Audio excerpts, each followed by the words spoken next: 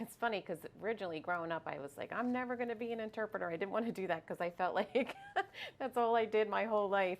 Um, but I did want to work with the deaf community. I always knew that I wanted to do something within the deaf community. I am actually teaching here specifically because it's a school for deaf students. I don't think I would go into teaching if it weren't for deaf education. I think the deaf culture is amazing and rich, and that's what I got interested in. So before I came to Katzenbach, I was in a public school. And it was hard for me to understand all the other kids because they could hear and they didn't really communicate in sign language. I didn't have any deaf students to communicate with and really wasn't right for me. We had to wait and try to find a deaf school that was appropriate for me. There's been a series of students over the years who've transferred here and have come in really shy. There's been a couple who have come in pretty like gregarious and social too, but there's been students who I've seen transfer in and then just completely blossom here as they're surrounded by ASL, as they have access to the entire school and the entire curriculum. They have access to the bus driver, to the cafeteria staff. You could say good morning to your principal, and the principal can sign. The teacher's assistants could also sign. And in the case that you don't feel well, you would have to go to the health center, and the nurses can sign as well. I prefer coming to a deaf school because everybody signs here and it's so easy for me to communicate. It's so much better than being in a public school. Again, the communication is what's very important. It's very difficult for many deaf and hard of hearing students to have direct communication with their peers in a mainstream program. And in the public school, I could only have the one interpreter. There was no other deaf people. So here it's just easier for me to communicate with everybody. So deaf children can really only communicate with their interpreter in a mainstream school setting. Their friends, possibly, maybe if they knew some sign, but most of them probably don't. So there isn't much direct communication that is happening in mainstream programs. Here you wouldn't have to rely on anybody.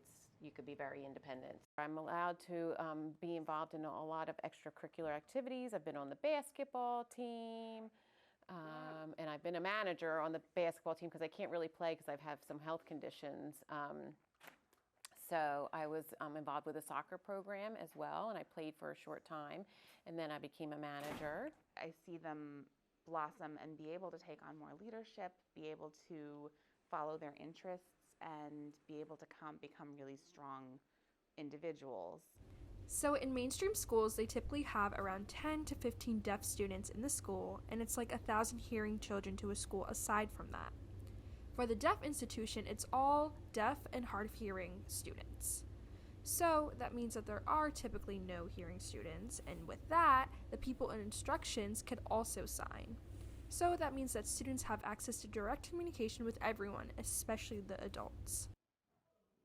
When I was in kindergarten to 5th grade, I had to go to a public school. And we had interpreters, but not many. And then when I was completed 5th grade and went into 6th grade, it became more challenging for me. And it was hard for me to understand, hard for me to keep up, and it wasn't easy. It wasn't easy for me, and I didn't have an interpreter at that time, there was no other deaf children for me to socialize with, so it was sad. I think a lot of people here say it feels like a family and a really strong community. That connection with ASL and deaf culture means it feels like a home to many people. My experience here has been wonderful. I have good grades in class. Most of my classes I have good grades.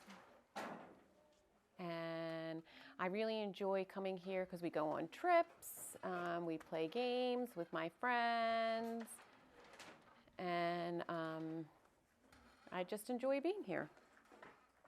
But really, growing up here was awesome.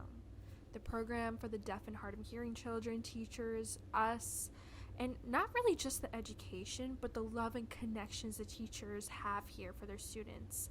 It's just really special, and I don't think they can find that anywhere else. So, as part of growing up in a deaf family, all of my family members attended at the time was called the New Jersey School for the Deaf.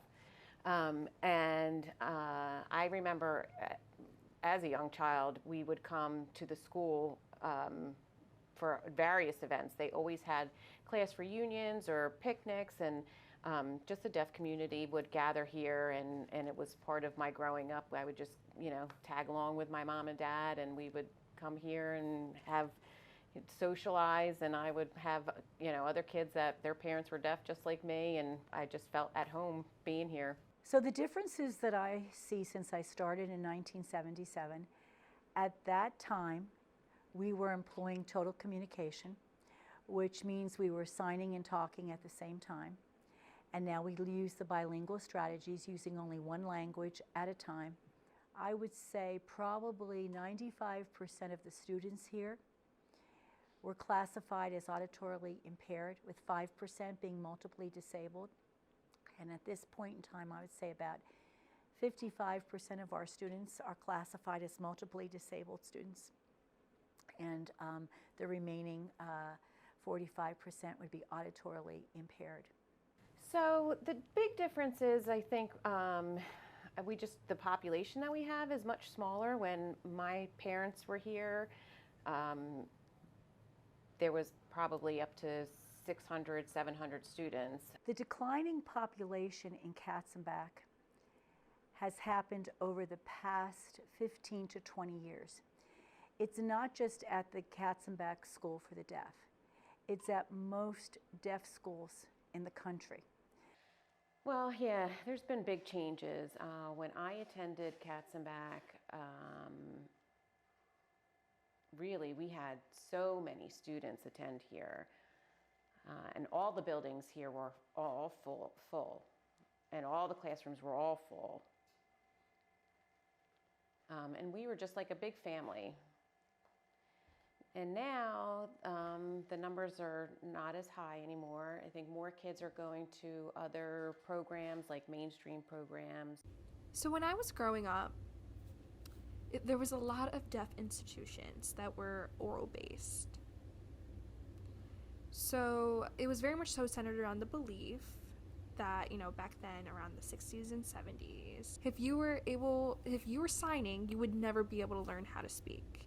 And so there was more of an emphasis on speaking rather than using sign language.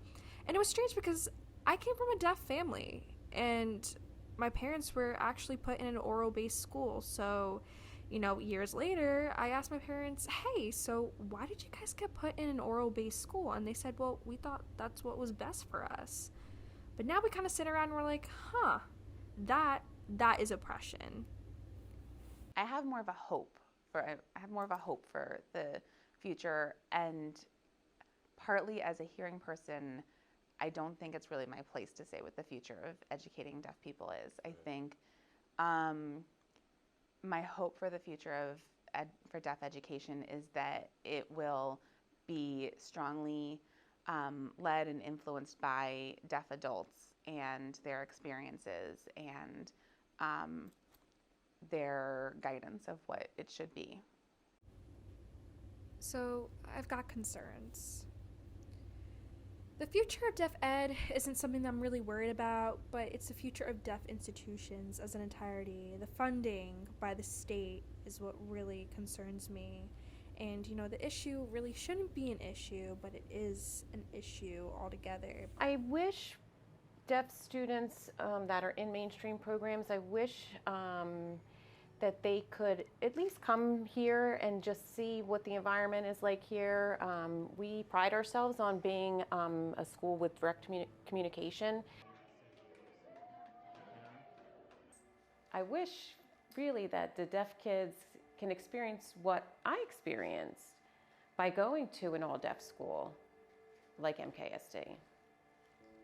And we had so many activities. I was able to participate in sports. I made a lot of new friends when I came here. I can't really really imagine what my life would be like if I didn't come here. Yeah, I think it's helped me, and I'm very grateful to MKSD for my experience here. I'm grateful that I came here. I had a great social life here. This school really is my second family.